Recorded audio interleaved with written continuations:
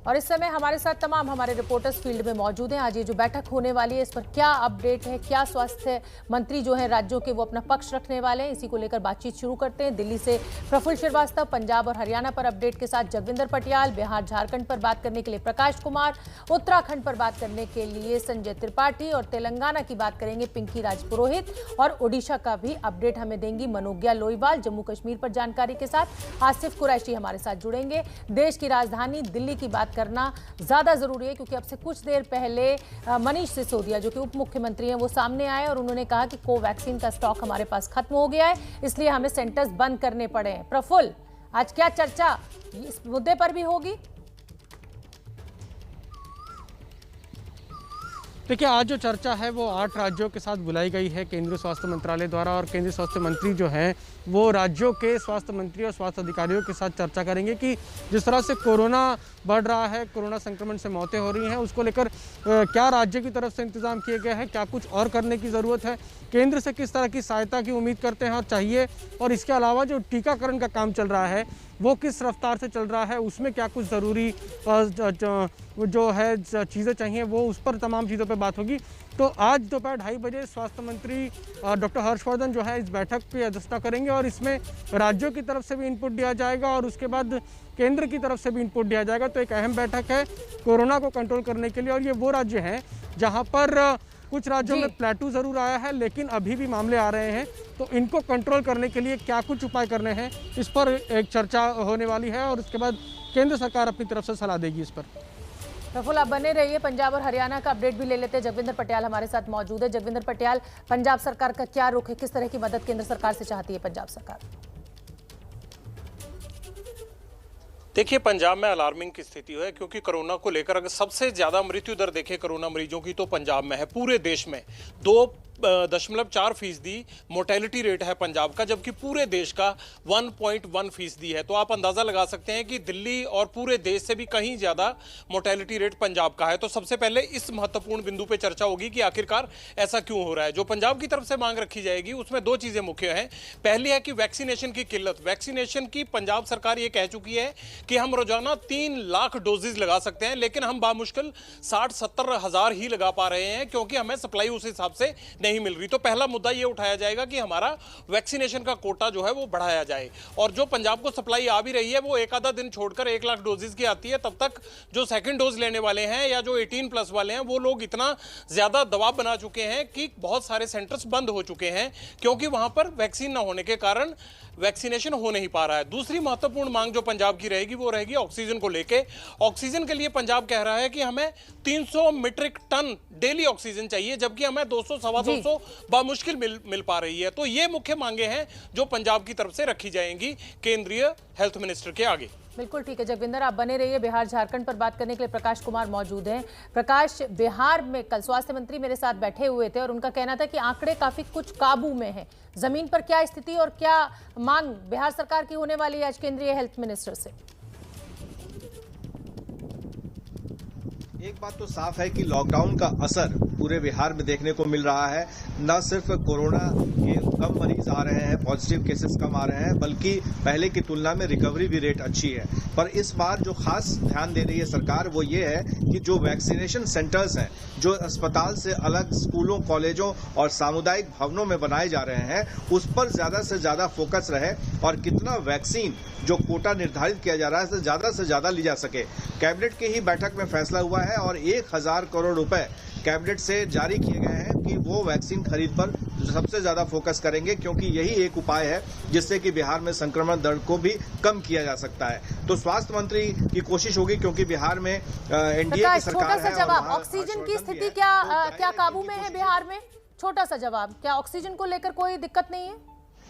देखिए, पहले की तुलना में काफी कुछ सही हुआ है, लेकिन अभी भी कई अस्पतालों में 15 घंटे, 16 घंटे, 20 घंटे के बाद नहीं होता है। लेकिन ये है कि पहले की तुलना में अगर देखें आज से 10 दिन पहले जो किल्लत थी उसमें कुछ तो कामयाबी मिली है और आने वाले समय में और भी ध्यान दिया जाएगा ऑक्सीजन और वैक्सीनेशन पर। ठीक है, उत्तराखंड पर बात करने के लिए संजय त्रिपाठी मौजूद है। संजय त्रिपाठी, पहाड़ी इलाका है और ऐसे में मदद पहुंचना, अस्पताल, वहां पर कोविड सेंटर्स बनाना, ये बेहद दिक्कत का काम है। ऐसे में क्या पक्ष उत्तराखंड सरकार के हेल्थ मिनिस्टर रखने वाले हैं आज?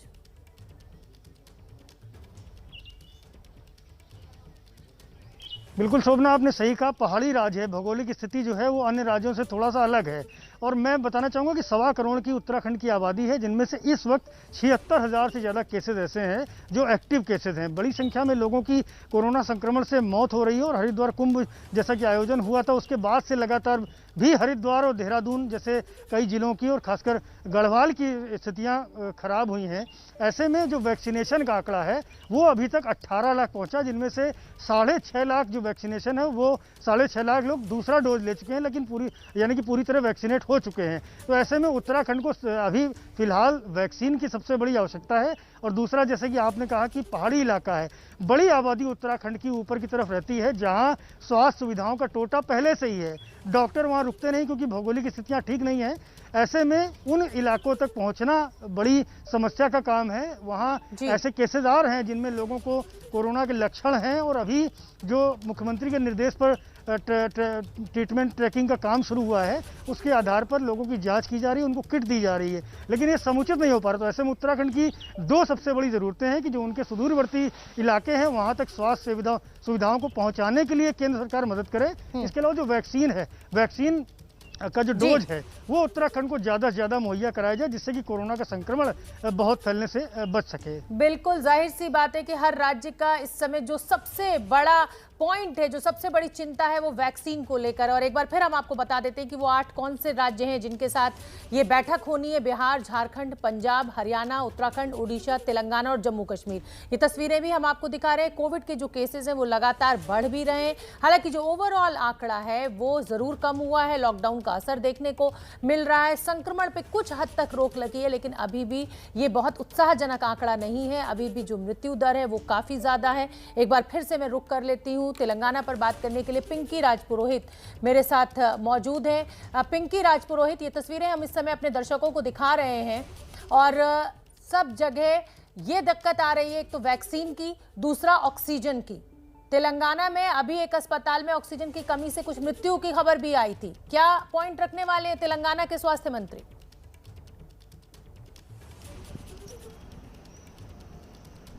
तेलंगाना के जो स्वास्थ्य मंत्री उनको हाल ही में रिमूव किया गया था। ऐसे में अब जो पोर्टफोलियो है वो सीएम के पास है, तो जाहिर तौर पर आज की जो मीटिंग होगी वो या तो हेल्थ सेक्रेटरी या फिर चीफ सेक्रेटरी जो है वो अटेंड करेंगे।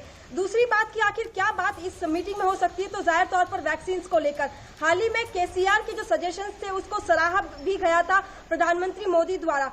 केसीआर ने सीधे तौर पर उस वक्त यही पॉइंट लगाया था कि वैक्सीन जो है, जो ज्यादा सुपर स्प्रेडर्स है, उनको सबसे पहले आइडेंटिफाई किया जाए और उन्हें वैक्सीनेट किया जाए। खासतौर पर जो डेली रूटीन में जिन लोगों का ज्यादा संपर्क होता है, जैसे सब्जी वाले हुए, बस कंडक्टर्स हुए या जो डिलीवरी बॉयज है, उन सबको आइडेंटिफाई कर सबसे पहले उन्हें वैक्सीनेट करना जरूरी है। तो ये पॉइंट और साथ ही जो सुपर स्प्रेडर्स है उन लोगों को आइडेंटिफाई कर उन्हें वैक्सीनेशन करना फिलहाल जरूरी है। तो ये पॉइंट कहीं ना कहीं सीएम केसीआर ने रखा था, अगर जहां तक तेलंगाना की बात करें, और इस पॉइंट को जो है कहीं ना कहीं सराहा भी गया था। ऑक्सीजन पे क्या स्टेटस है पिंकी?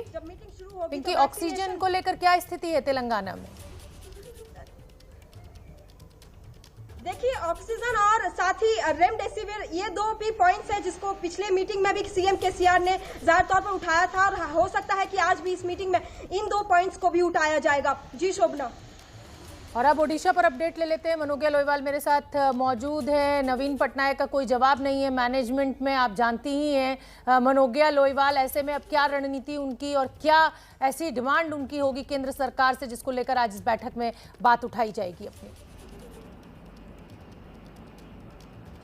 शुभना, देश में बहुत कम ऐसे राज्य हैं जिन्होंने ऑक्सीजन दूसरे राज्यों को दी है और उड़ीसा ने इसमें काबिले तारीफ काम किया है। जहां मध्य प्रदेश हो या दिल्ली हो, जिन राज्यों को उन्होंने ऑक्सीजन भेजी है, क्योंकि इंडस्ट्रियल ऑक्सीजन को जल्द से जल्द मेडिकल ऑक्सीजन में तब्दील करके उसको कारगर रूप से इस्तेमाल किया है। लेकिन दूसरी बात यह है कि अभी अस्पताल की क्या स्थिति है। रिमोट एरियाज हैं, खासतौर से कंधमाल हो या बाकी सारे जैसे सुंदरगढ़ और ये सारे जिले हैं जहां पर अभी मामले कई गुना ज्यादा बढ़ रहे हैं। उड़ीसा में फिलहाल 10,000 मामले आ रहे हैं सिर्फ 50,000 टेस्ट पर। तो आप अंदाजा लगा सकती हैं कि अगर 20% से ज्यादा टेस्ट हो कि अगर टर्न अराउंड है इस समय केसेस में, पॉजिटिव केसेस में, तो ये चिंता का विषय है। रेमडेसिविर, दवाइयां, ये बड़ा मुद्दा होगा आज के लिए। अस्पतालों में जो बेसिक सुविधाएं हैं उसके लिए देश का सबसे बड़ा अस्पताल सबसे पहले जो बना था कोविड-19 के लिए वो ओडिशा में बना था 1000 बेड्स को लेकर। लेकिन अब जो सुविधाएं हैं जमीनी स्तर पर उन्हें कैसे मुहैया कराया जाए, क्योंकि जो लॉकडाउन लगाया गया है वो लॉकडाउन 19 तारीख तक के लिए है, लेकिन उसमें एक खास बात ये रखी गई है कि कोई भी व्यक्ति 1 किलोमीटर से ज्यादा का सफर अपने घर से तय नहीं कर सकता। तो इन सारी बातों के मद्देनजर आज ये बड़ी बैठक और इसमें ये सारे पॉइंट्स रखे जाएंगे। ठीक है, जम्मू कश्मीर पर भी स्टेटस जान लेते हैं। आसिफ कुरैशी मेरे साथ बने हुए हैं। आसिफ कुरैशी, जैसे उत्तराखंड की भौगोलिक स्थिति है, हिमाचल प्रदेश की, ऐसे ही जम्मू कश्मीर में भी बहुत आसान नहीं है वहां पर हेल्थ सर्विसेज को ऊंचाई तक पहुंचाना। ऐसे में क्या ये सबसे बड़ा मुद्दा आज बैठक में रहने वाला है कि केंद्र सरकार मदद मुहैया कराए? बिल्कुल शोभना, जम्मू कश्मीर की बात करें तो आबादी के तुलना में देखें तो मामले काफ़ी ज़्यादा सामने आ रहे हैं। पिछले 24 घंटे में ही तकरीबन 4,500 जो नए कोरोना के मामले आए थे और अभी तक जो है 2.25 लाख के करीब पॉजिटिव मामलों और 50,000 से ज़्यादा जो है एक्टिव पॉजिटिव केसेस आज भी मौजूद है। हालांकि अभी तक जो स्वास्थ्य विभाग और जो कोविड वॉरियर्स हैं वो इस से बिल्कुल अच्छे से जो है लड़ रहे हैं और कहीं से भी अस्पतालों से ऑक्सीजन की कमी से किसी मौत की खबर नहीं आई है। लेकिन जिस तरीके से लगातार जो है मामले बढ़ रहे हैं, स्वास्थ्य सेवाओं पर भी काफी ज्यादा दबाव पड़ रहा है और कई जगहों पर हमने देखा कि सेना और अर्धसैनिक बलों की तरफ से भी राज्य प्रशासन की मदद के लिए कोविड अस्पताल और कोविड सेंटर बनाने की भी कोशिश हो रही है। लेकिन जो जिस तेजी से ये जो मामले सामने आ रहे हैं, तकरीबन 4,500 से 5,000 मामले प्रतिदिन जो है रिकॉर्ड हो रहे हैं, 40,000 से ज्यादा टेस्टिंग हो रही है और इसके साथ ही जो सबसे बड़ी चिंता की बात वो ये है कि वैक्सीन की कमी पूरे जम्मू कश्मीर में सामने आ रही है, खासतौर पर दूर दराज के इलाकों में जहां तक जो है जहां पे लोगों को जो स्वास्थ्य सेवाओं तक जो पहुंच है वो काफी कम है। यहां पे भी सेना की मदद तो ली जा रही है लेकिन वैक्सीन की कमी के चलते यहां पे काफी ज्यादा दिक्कतों का सामना आ रहा है और यही लग रहा है कि आज जो बैठक होनी है, हालांकि जम्मू कश्मीर में सरकार नहीं है, यहाँ पे या तो चीफ सेक्रेटरी या फिर स्वास्थ्य सचिव इसमें शामिल होंगे। उनकी तरफ से जो मांग होगी वो जाहिर तौर पर वैक्सीन को लेके होगी, दवाइयों को लेके होगी। हालांकि ऑक्सीजन की कमी फिलहाल जम्मू कश्मीर में कहीं से भी सामने नहीं आई है, लेकिन जिस तेजी से संक्रमण फैल रहा है जो जोर रहेगा वो दवाइयों और वैक्सीन पर रहेगा। और कुल मिलाकर जितने हमारे रिपोर्टर्स जुड़े हुए हैं, जो सबसे बड़ी बात निकलकर सामने आ रही है वो यही कि वैक्सीन के ऊपर हर राज्य सरकार का जोर रहेगा, क्योंकि कोरोना से लड़ाई में सबसे बड़ा हथियार शायद वैक्सीन ही है। तो बहुत बहुत धन्यवाद आप सभी का इस अपडेट के लिए। नजर बना के रखिए इस बैठक के ऊपर, जैसे फिर कोई अपडेट होगा मैं रुख करूंगी आप सभी का।